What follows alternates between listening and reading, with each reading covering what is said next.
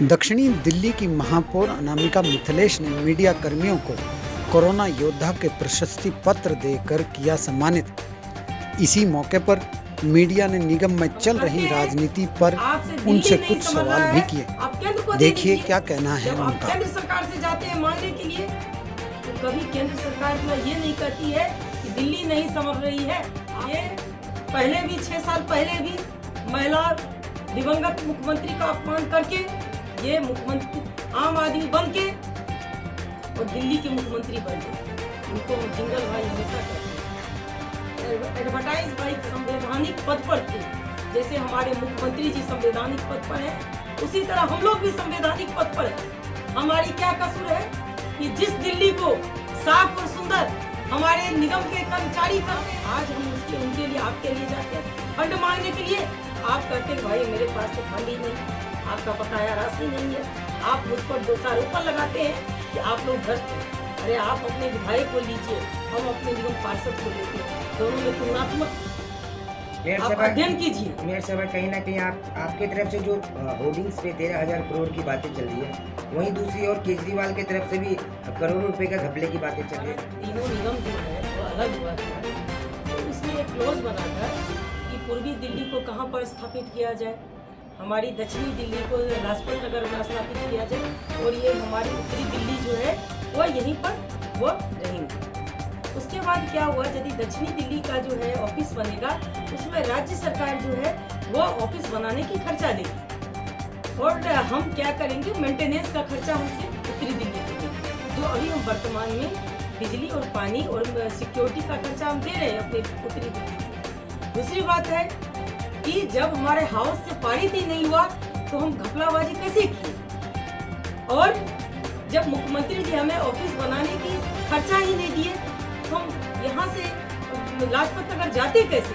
तो इसमें मुख्यमंत्री जी का ये लोग स्टडी करते ही नहीं है। कल का आप क्लिपिंग देखिए, जब वो पद यात्रा कर रहे थे तो उनसे एक पत्रकार महोदय पूछते हैं कि भाई आप ये पद यात्रा कर रहे हैं, वो क्यों कर रहे हैं।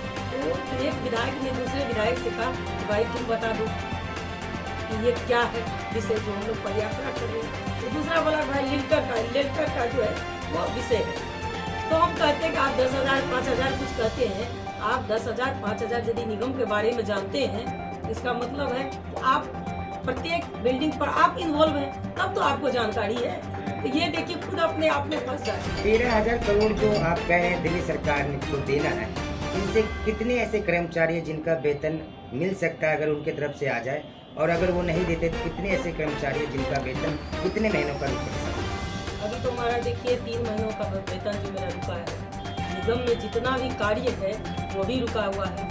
हमारे पास 50,000 कर्मचारी जो है उसका भी वेतन अभी नहीं मिला हुआ है। तो हमारे डॉक्टर, नर्स और हमारे शिक्षक, हमारे जो सफाई कर्मी है, ये सभी जो है वो उनको जो है उनका बकाया जो राशि है वो सभी करोड़ के लिए वो आम आदमी पार्टी के योगेश पाठक जी का कहना है कि निगम की तरफ से वकील जो गए थे उन्होंने 13,000 करोड़ के लिए कोई सबूत ही नहीं दिए या कुछ कहा ही नहीं कोर्ट के अंदर।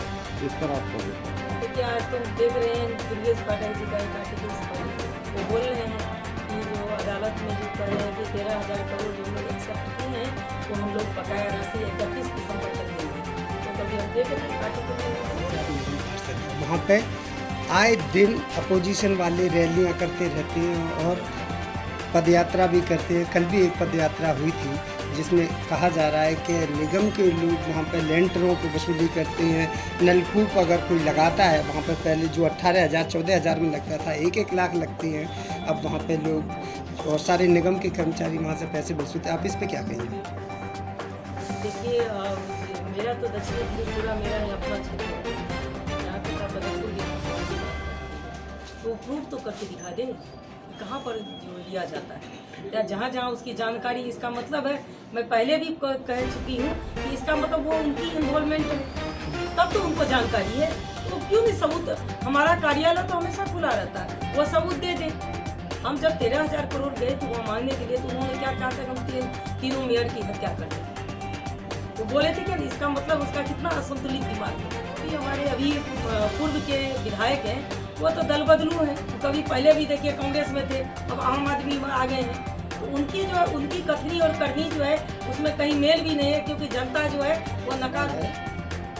बीजेपी आम आदमी के खिलाफ धरना प्रदर्शन करती है, जैसे कि आपने खुद किया। बीजेपी के खिलाफ आम आदमी के लोग धरना प्रदर्शन करते हैं, लेकिन इससे क्या धरना प्रदर्शन करने से जनता का भला हो रहा है या भला हो जाएगा? क्या कहते हैं?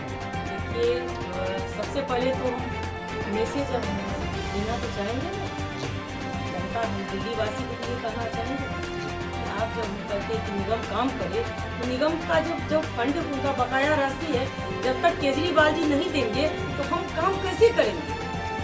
तो इसके लिए तो हमको आंदोलनात्मक, पहले तो हम लोग देखिए आंदोलनात्मक रूप लिए नहीं, आप वहाँ भी देखते होंगे हम लोग बड़े ही शांतिपूर्ण अहिंसात्मक रूप से वहाँ पर बैठे हुए, वरना हम लोग चाहते थे तो प्रथम दिन ही जैसे वो लोग बोले थे कि हम मेयर की हत्या करेंगे, उस तरह हम लोग भी हमारा फर्ज बनता है कि हम उनसे, मुख्यमंत्री जी हमारे उच्चस्थ पद पर हैं, उनसे मुलाकात करने का एक समय मांगे थे, लेकिन कभी वो मुलाकात करने का समय नहीं दिए।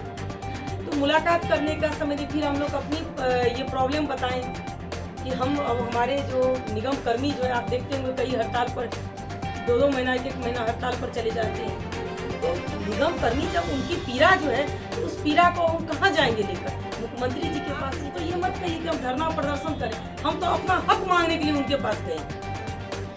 इसी तर्ज पर सिंधु बॉर्डर और दिल्ली के 4 बॉर्डर पर किसान धरना प्रदर्शन कर रहे हैं और वो बैठे हुए हैं, पिछले 28-30 दिन हो गए हैं उनको बैठे हुए, वो भी कड़ाके की ठंड में बैठे हुए। क्या आपको लगता नहीं है कि केंद्र सरकार को वहाँ पर जाकर उनसे बातचीत करके समस्या को समाधान कर देना चाहिए? आप पत्रकार बंधुगण हैं, देखिए वहाँ पर 6 बार वार्तालाप हुई है, आज भी हमारा जो है पीसी हो रहा है, उनके संतुष्टि के लिए तो 6 से 7 बार वार्तालाप हुई है।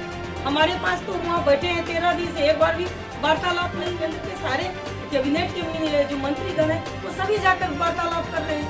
तो आप केंद्र में और राज्य में कैसे आप कंपैरिजन कीजिएगा? मेरे पास तो एक उनके द्वार के पास आए थे, 5 मिनट चाहते तो वार्तालाप कर सकते। आपकी तरफ से क्या मैसेज रहेगा उन किसानों पे कि उनके लिए कितना सही है वो बिल, कितना क्या है ताकि वो अपना धरना?